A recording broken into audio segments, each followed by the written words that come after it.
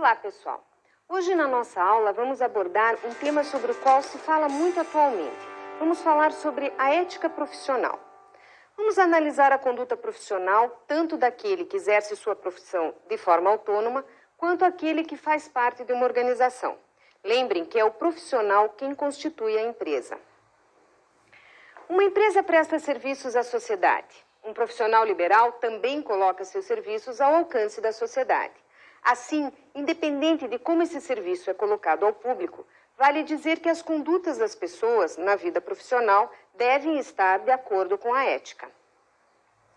Para que se entenda melhor o tema dessa nossa aula, é importante ter em mente que a ética profissional é um conjunto de fatores e normas de comportamento que deverão ser postas em prática no exercício de qualquer profissão. Então, podemos dizer que a ética tem um poder regulador no desempenho das profissões, pois atinge todos os profissionais e tem caráter normativo, regulamentando a profissão a partir de estatutos e códigos específicos. Assim, temos, por exemplo, a ética médica, a ética do advogado, do biólogo, do contador, dos assistentes sociais, enfim, todas as atitudes de um profissional devem ser direcionadas para o desempenho da profissão sem que isto possa prejudicar alguém ou alguma coisa. Existem questões muito relevantes que envolvem a ética profissional. Questões como o aborto, a pena de morte, a eutanásia, por exemplo, são questões morais que se apresentam como problemas éticos e exigem uma profunda reflexão pelos profissionais envolvidos. A escolha de uma profissão. A palavra profissão vem do latim professio. Como regra, o vocábulo traz consigo a ideia do exercício de um ofício, arte ou encargo com habitualidade. Então vamos ver uma definição de profissão. Profissão é uma atividade pessoal desenvolvida de maneira estável e honrada, a serviço dos outros e a benefício próprio, de conformidade com a própria vocação e em atenção à dignidade da pessoa humana. Através desse conceito, temos que a profissão é uma atividade pessoal, então é uma escolha pessoal. Os tempos mudaram e as profissões também. Hoje temos várias ramificações e cursos novos, como a engenharia de alimentos e a mecatrônica, que é um entrelaçar de mecânica com eletrônica. Na área biológica, surgiram a fisioterapia, a nutrição e a fonoaudiologia. E, principalmente, a evolução dos cursos técnicos, com excelentes propostas de grande importância para a profissionalização humana. A reflexão é obrigatória. Ao escolher a profissão, temos também que conhecer o conjunto de deveres que está relacionado àquela categoria profissional. É necessário ter noções de ética profissional. É importante saber sobre as responsabilidades do ato profissional e também as consequências desse ato. Se formos éticos e optarmos pelo caminho do bem, com certeza nossos atos terão repercussão positiva e seremos profissionais realizados. O profissional que não tiver consciência de que irá encontrar dificuldades e pressões no trabalho, nas suas atividades profissionais, não estará realmente comprometido com a sua opção profissional. Por que eu estou dizendo isso? Ora, nenhuma profissão traz prazer e dinheiro 24 horas por dia. Em todas as profissões, desde os trabalhos que exigem empenho físico até aqueles que requerem um esforço mental, uma hora ou outra surgirão as dificuldades. E é nessa hora que a pessoa vai demonstrar equilíbrio nas atitudes. E é nessa hora também que a sua consciência vai dizer o que fazer e qual o caminho que deve percorrer para afastar aquela indesejável situação. Lembrem que no exercício profissional existem regras de confiança que caracterizam o aspecto moral da ética profissional. Regras que devem ser respeitadas entre as equipes de trabalho, os clientes e os fornecedores. Mas uma coisa é certa, independente de qual a escolha profissional o jovem fizer, o que vai determinar o seu sucesso em sua área de atuação será o respeito aos princípios éticos. Vejam como é fundamental você fazer uma análise de si mesmo antes de escolher uma profissão. Qual o seu perfil? Quais são as suas aspirações? Como você quer ajudar os outros com o seu trabalho? Afinal, quais são os seus propósitos? Sigilo profissional. O respeito aos segredos das pessoas, dos negócios e das empresas é de grande importância no meio profissional. Quando nos é confiada uma informação sigilosa, temos por obrigação preservar esse silêncio. No âmbito do direito penal, a quebra de sigilo corresponde a um ato delituoso cometido por quem, em razão do cargo ou função que ocupa, revela fato de que tem ciência e que deva permanecer em segredo. Em relação à legislação trabalhista, é dever imposto a todo empregado manter segredo em torno das atividades da empresa a que serve. Bem, mas nem tudo é objeto de sigilo. O profissional ético saberá se há ou não a necessidade de revelar o que sabe por conta da informação que recebeu do cliente ou por força de seu trabalho numa organização. Seja um documento, uma pesquisa científica ou apenas um hábito pessoal, tudo, sem exceção, deve ser mantido em sigilo, porque só interessa ao profissional ou à organização, e sua revelação pode representar sérios problemas. Para que vocês possam entender melhor, vamos ouvir agora uma adaptação de um autor desconhecido da história das 3 peneiras de Sócrates. Chefe, o senhor não imagina o que me contaram sobre o Silva. Me disseram que Olá, ele estava... me diga uma coisa.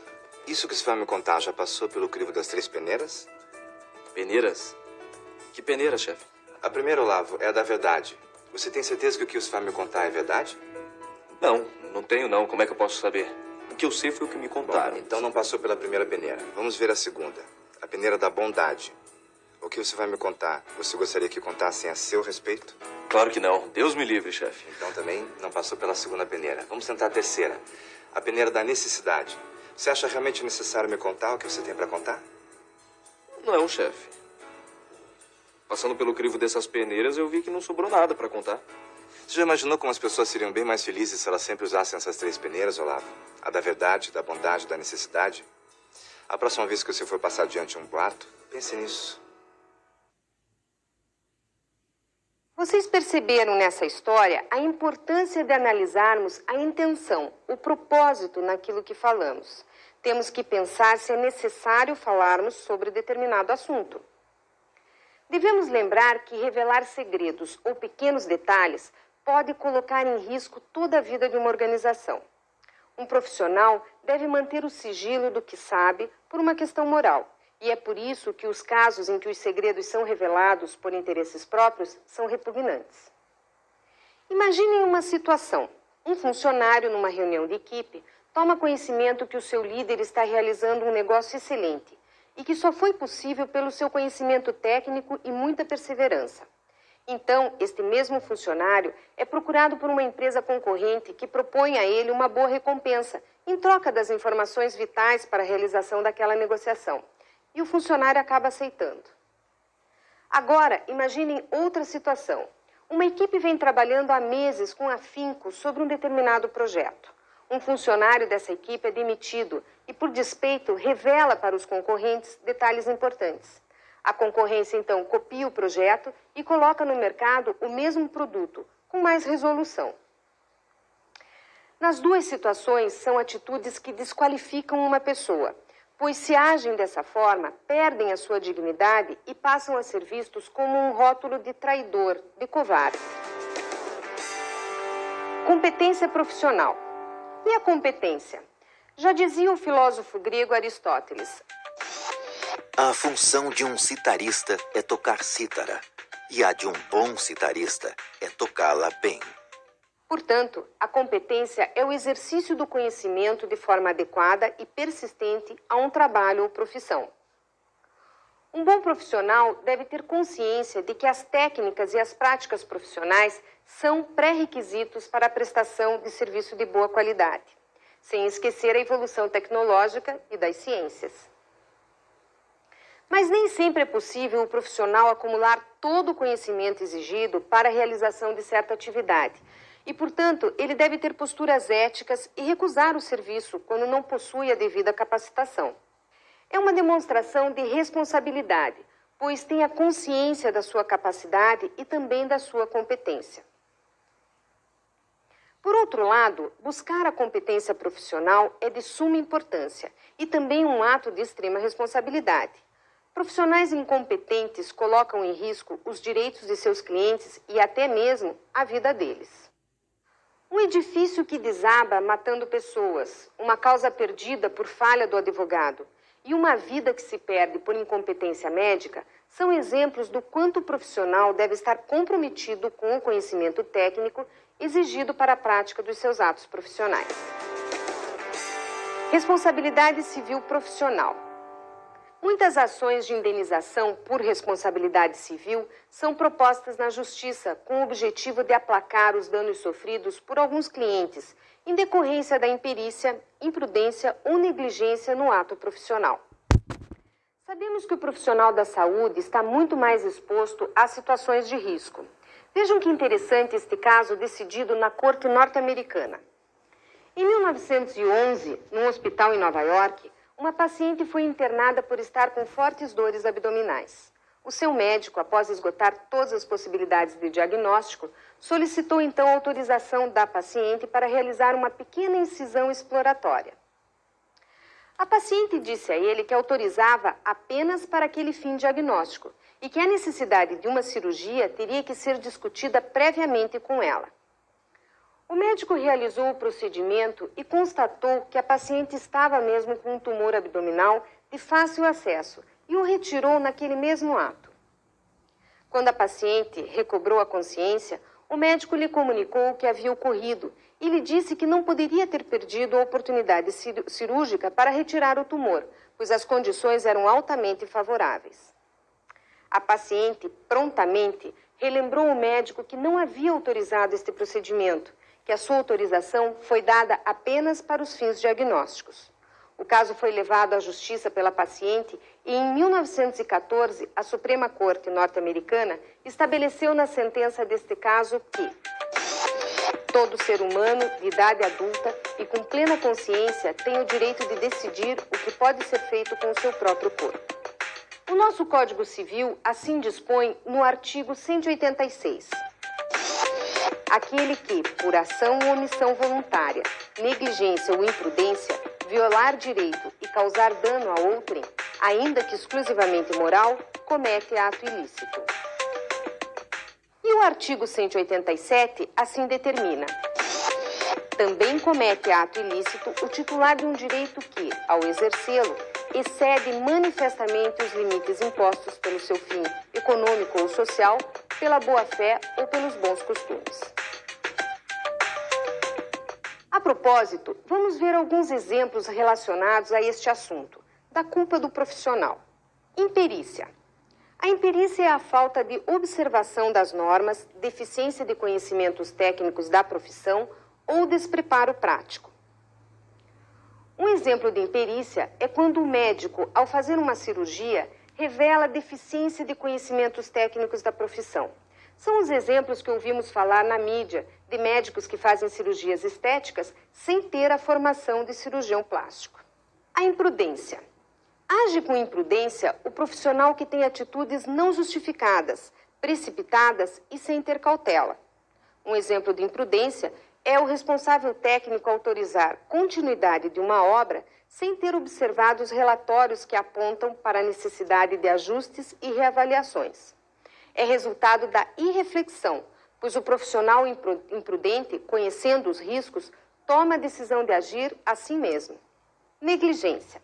A negligência evidencia-se pela falta de cuidado ou de precaução com que se executam certos atos. Também pode ser evidenciada a negligência pela inércia ou passividade do profissional. Por exemplo, a secretária que recebe importantes documentos e deixa de entregá-los ao seu diretor, e este acaba tomando decisões que prejudicam a empresa, pois não tinha conhecimento daqueles documentos. Ou ainda o contabilista que não faz a entrega da declaração do imposto de renda da empresa, sendo que foi contratado para esse fim.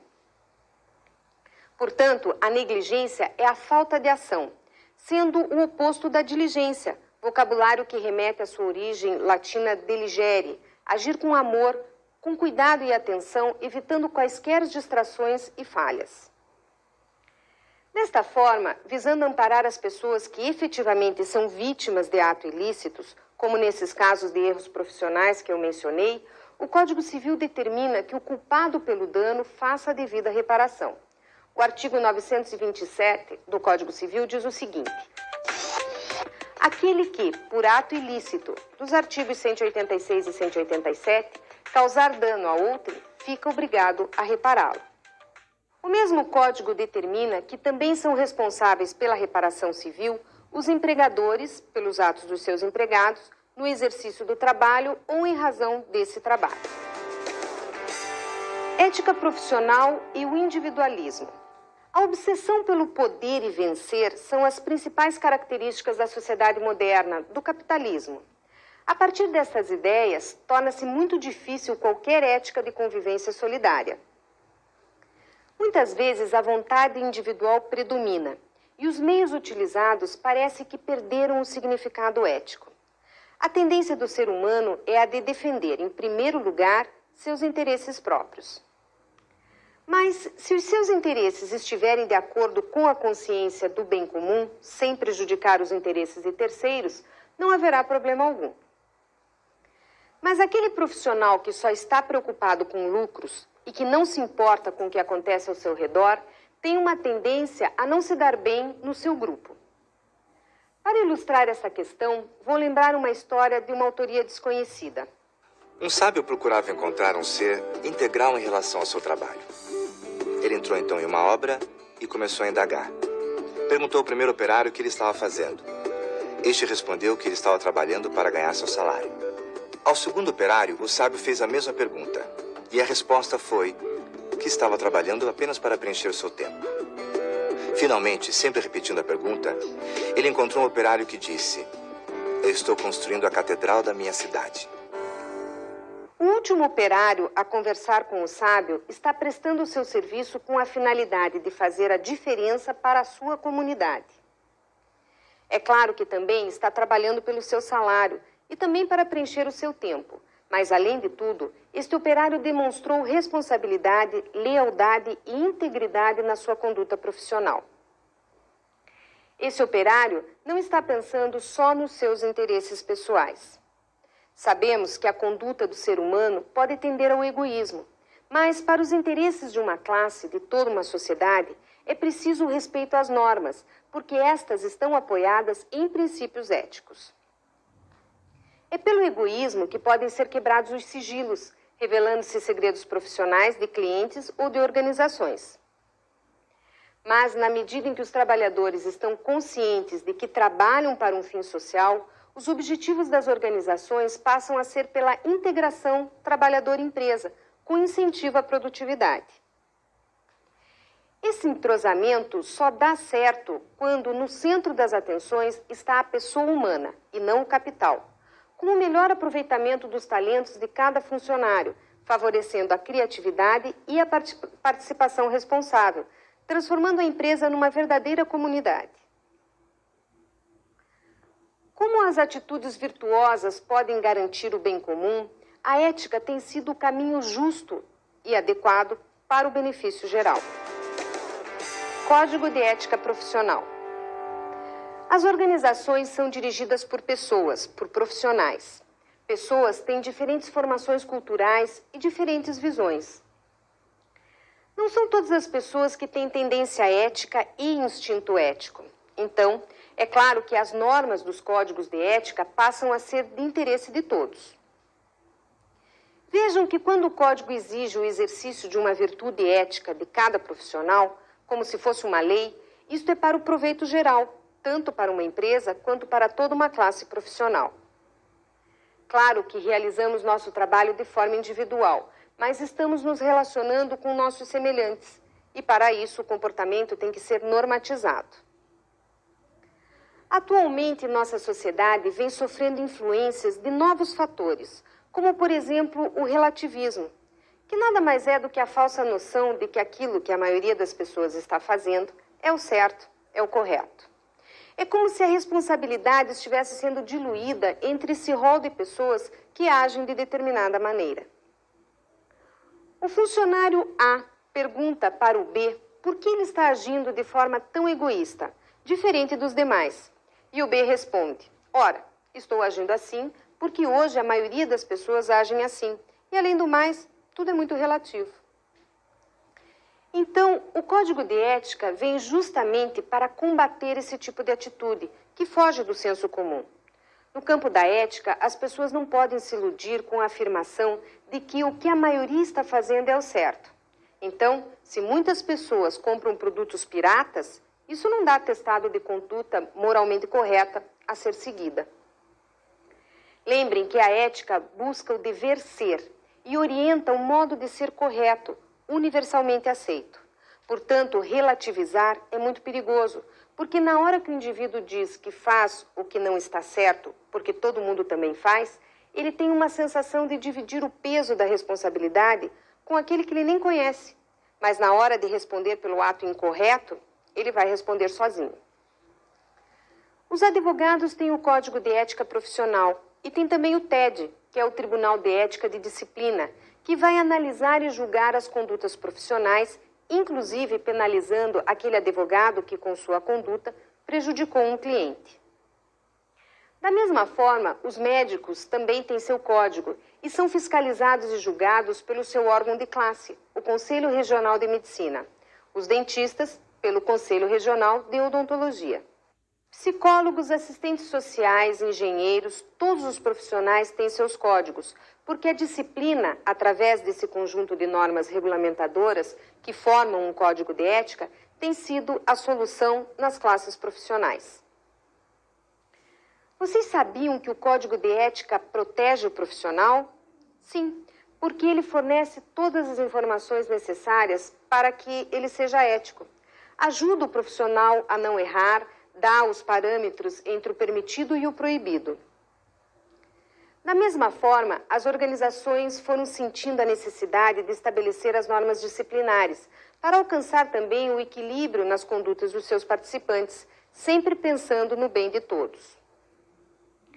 Mas o importante é lembrar que não vai ser o código de ética que vai fazer o profissional ser ético. Falar de ética profissional é falar também de liberdade. A importância da conduta profissional está em fazer a coisa certa por livre escolha e não porque um código de ética assim está determinando. Não existe uma agência certificadora do caráter ético de um profissional, assim como fazem as certificações ISO 9000. É a nossa consciência que certifica o nosso caráter. Virtudes éticas e a globalização. Lembrando mais uma vez o filósofo grego Aristóteles, que questionava: do que o homem precisa para viver bem? E ele mesmo respondia: da felicidade.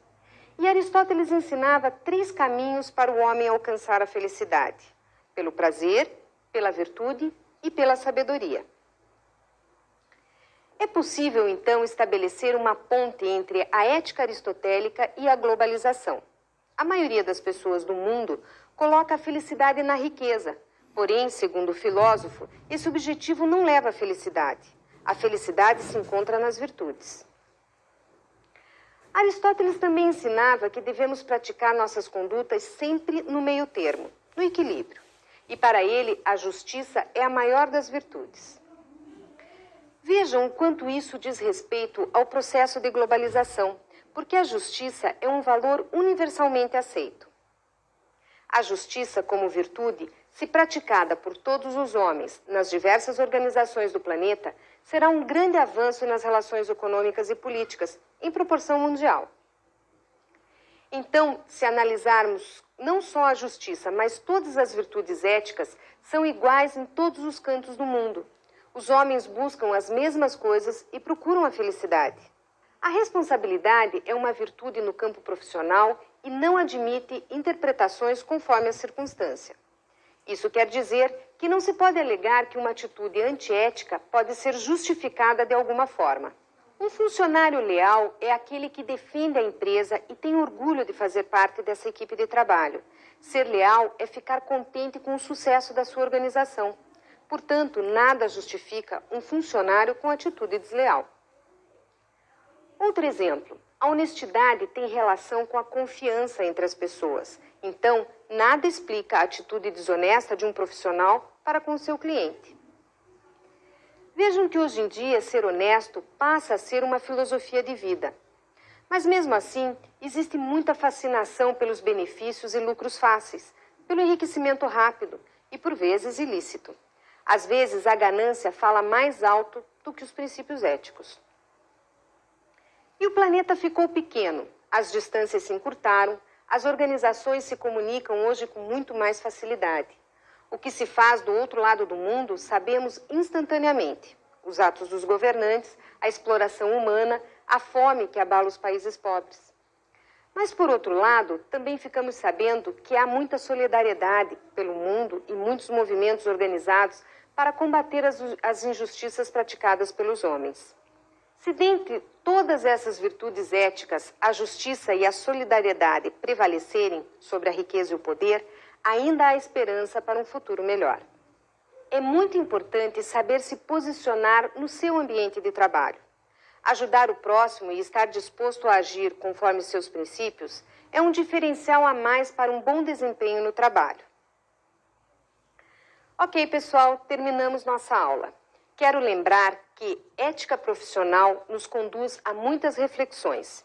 Em qualquer profissão, em qualquer organização, devemos ter a consciência ética, conhecer os códigos da nossa classe profissional e da organização a qual pertencemos, para podermos agir com liberdade e acertar sempre.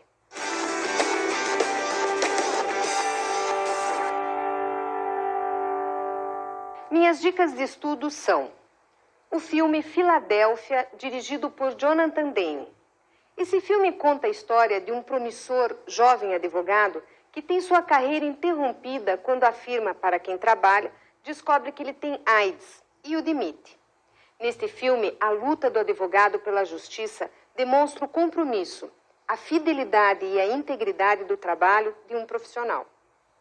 A outra dica é a leitura do livro Ética e Trabalho, de Maria Gonçalves, da editora Senac. Neste livro, ensina como manter uma conduta ética no trabalho, o que fazer diante de um conflito. Ao refletir sobre essas e muitas outras questões, o livro mostra como, na dinâmica do comportamento profissional, a ética se integra ao exercício da cidadania, projetando-se nas formas de agir do indivíduo na sociedade. Bons estudos!